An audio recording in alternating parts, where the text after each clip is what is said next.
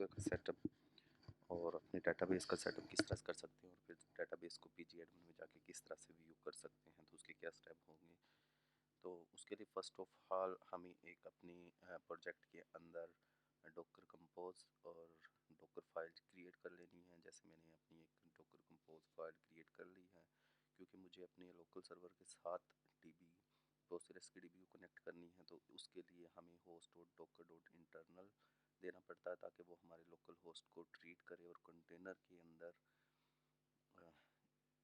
DB create करने के अलावा हमारे लोकल मशीन के अंदर भी डीबी क्रिएट करे। अगर हम इधर डीबी पास करेंगे तो ये जस्ट हमारे पास कंटेनर के अंदर ही डीबी क्रिएट करके देगा, हमारे जो होस्ट मशीन है उसके अंदर नहीं करके देगा। तो उसके लिए सबसे पहले आपके पास पोस्टग्रेस का इंस्टॉल होना आपके सिस्टम में ज़रूरी है। तो उसके लिए आपने सबसे पहले जाना अपने टर्मिनल में जाने के बाद आपने सिंपल PSQL पोस्टग्रेस करना है, और जैसे ही आप पोस्टग्रेस में लैंड कर जाएंगे तो आपने डीबी क्रिएट कर लेनी है। जिस तरह से मैंने क्रिएट डेटाबेस, ये मेरे पास फास्ट एपीआई डीबी वन, मैंने ये डेटाबेस का नाम रखा और उसके बाद मैं इसके अंदर मूव कर गया। मूव करने के बाद मैंने सिंपल एक यूज़र किया, create user fast API user with password fast API password, और इसको प्रिविलेज दे दी। सारी जो इसकी परमिशन थी वो इस यूज़र फास्ट एपीआई यूज़र को मैंने प्रिविलेज दे दी।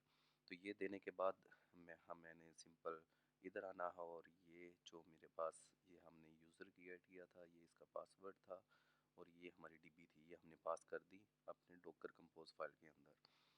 तो ये पास करने के बाद सिंपली फिर हमने जाके अपने डॉट env वेरिएबल्स जो बनाए उसके अंदर भी पास इसको करना है।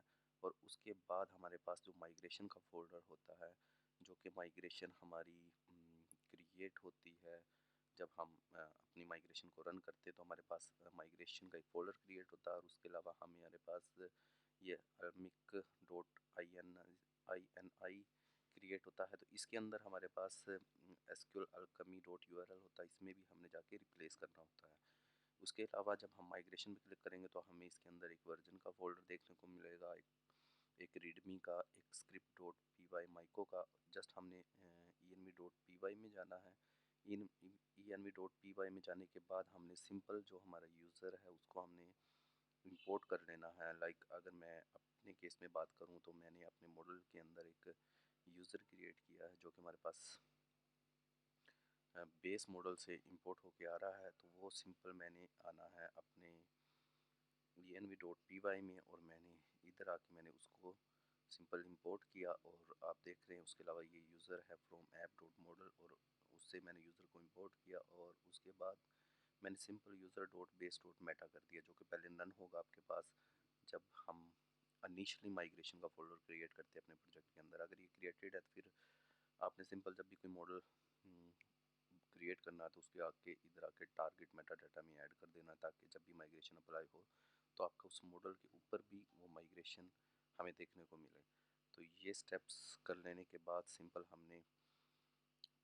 हमने जाके चेक करना कि जो हमारी माइग्रेशन है उसके अंदर हमारा जो टेबल है वो क्रिएट हुआ। तो आप देख सकते हैं जैसे ही हमने माइग्रेशन रन की तो हमारा ये वाला टेबल क्रिएट हो गया। तो माइग्रेशन रन होने के बाद हमारे ये टेबल्स क्रिएट हो जाएंगे। ये क्रिएट होने के बाद हम इसको चेक करने के लिए सिंपल अपने टर्मिनल में जा सकते हैं, और इधर जाके हम चेक कर सकते हैं कि जो हमारा यूज़र है वो एक्चुअली में क्रिएट हुआ कि नहीं। तो हम इधर से जाके अगर देखेंगे सिलेक्ट स्टारिक फ्रॉम यूज़र, तो ये हमें दिखा देगा कि हमारे पास यूज़र और इसका जो टेबल है वो क्रिएट हो गया है, जो जिसका ओनर हमारा फास्ट एपीआई यूज़र वन है। ये होने के बाद सिंपल हमने अपने डॉकर इमेज को बिल्ड करना है, और वो डॉकर की इमेज को बिल्ड कर देगा, जो कि हमारे पास अगर हम डॉकर कंपोज की फाइल के अंदर आते हैं तो 8000 पोर्ट के ऊपर रन हो रहा है। और अगर हम डॉकर फाइल के अंदर आएँ तो देखिए हमारी मेन ऐप है, जो कि ऐप के अंदर मेन डॉट पी वाई है। ये आप देख रहे हैं मेन डॉट पी वाई है, और इसके अंदर से ऐप को लेगा और इसको रन करेगा लोकल होस्ट 8000 के ऊपर। और लोकल होस्ट 8000 पे हम जाके इसको जैसे ये क्रिएट हो जाता है और ये रन होता है, फिर हम देखते हैं इसको हम जाके इधर से हम देखेंगे कि ये लोकल होस्ट 8000 स्टार्ट कर देगा। तो आप देख सकते हैं कि ये डॉकर इमेज को बिल्ड कर रहा है, और साथ में हमारे पास कंटेनर को भी रन कर देगा जैसे डॉकर इमेज हमारे पास बिल्ड होके आती है। तो अभी ये स्टार्ट हो रही है, तो आप देख सकते हैं कि ये हमारे पास 8000 पोर्ट के ऊपर स्टार्ट हो गया है। और अब अगर हम जाके इसको रिफ़्रेश करते हैं तो ये हमारा इस टाइम इसके ऊपर रन हो रहा है। फॉर एग्ज़ाम्पल ये हमारा यूज़र का मॉडल है, हमने एक एपीआई क्रिएट की हुई है जो कि हमारे राउटर के अंदर हमने बनाई है यूज़र डॉट पी की। ये हमारे पास पोस्ट की एपीआई है जो कि हम एक यूज़र क्रिएट कर रहे हैं, जो हमने यूज़र का मॉडल बनाया था इसमें नेम और हमारे पास ईमेल पड़ी हुई हैं। तो इसमें सिंपल जाके हम अगर कोई यूज़र क्रिएट करते हैं, लाइक इसका नेम मैं देता हूँ, पहले हम इधर से ट्राई इट्स नाउ पे क्लिक करेंगे टेस्ट, और ईमेल प्रोवाइड करते हैं test@gmail.com।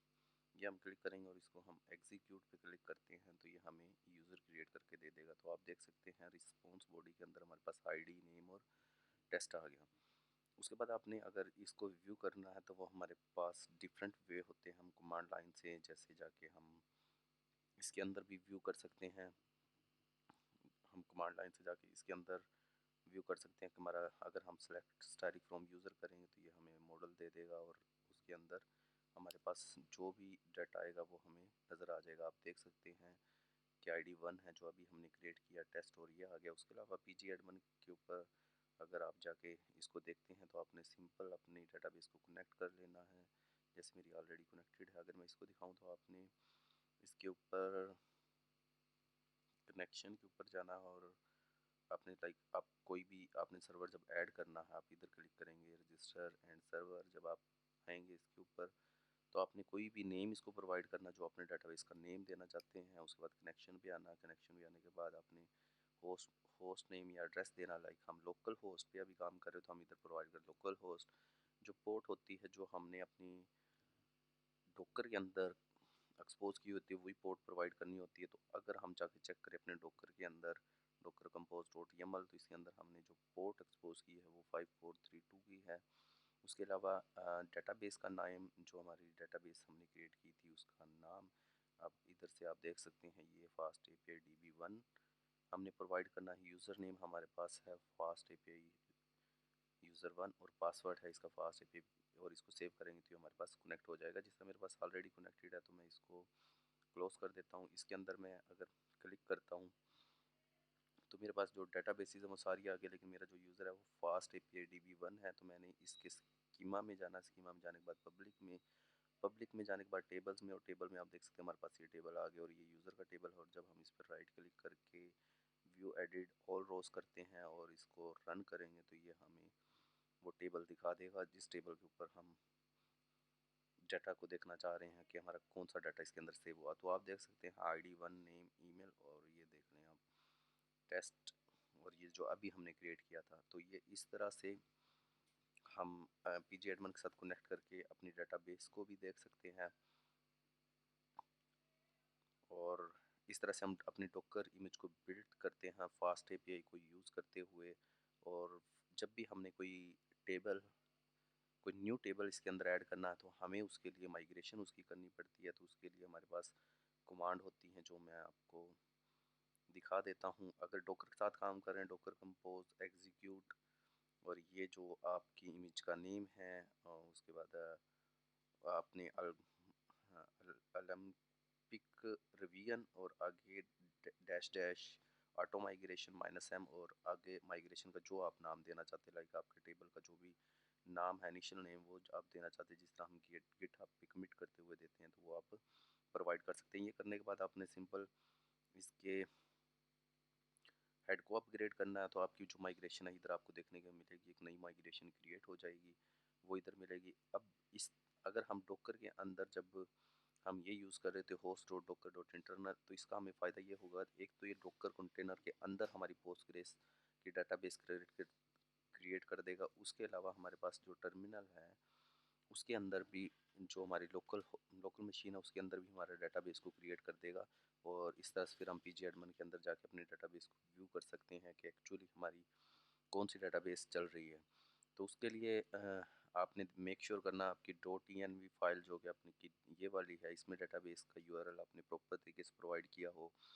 उसके अलावा आपकी ये मॉडल्स माइग्रेशन के अंदर जो आपकी एक फ़ाइल मिलती है डॉट env, इसके अंदर आपने मॉडल को रजिस्टर किया हो, और उसके अलावा आपके पास ये वाली जो फ़ाइल है इसके अंदर आपने एसक्यूएल alchemy डॉट यूआरएल के अंदर भी अपने जो पोस्टग्रेस डीबी है उसके यूज़र नेम, पासवर्ड और डेटाबेस नेम को प्रॉपर्ली प्रोवाइड किया हो। तो ये स्टेप करने के बाद आप फास्ट एपीआई में डोकर की इंटीग्रेशन कर सकते हैं। उसके अलावा आप पोस्टग्रेस का सेटअप कर सकते हैं और देख सकते हैं कि आपकी माइग्रेशन किस तरह से उसके अंदर रन कर रही है। उसके अलावा अगर हम बात करें डोकर फाइल की, तो इसके अंदर हम सिंपल अपनी रिक्वायरमेंट्स को पहले इंस्टॉल करते हैं, पोर्ट को एक्सपोज करते हैं, हम किस पोर्ट पे रन करना चाहते हैं, और फिर हम डिफाइन करते हैं कि बेसिकली हमारा मेन फंक्शन किधर है। तो हमारा ऐप के अंदर डॉट मेन, अगर हम ऐप के अंदर जाएं, ये हमारी ऐप है, ऐप के अंदर हमारे पास है मेन डॉट पी वाई, तो ये उसको एक्सपोज करता है और उसके साथ लोकल होस्ट के 8000 के ऊपर हमें रन करके देता है।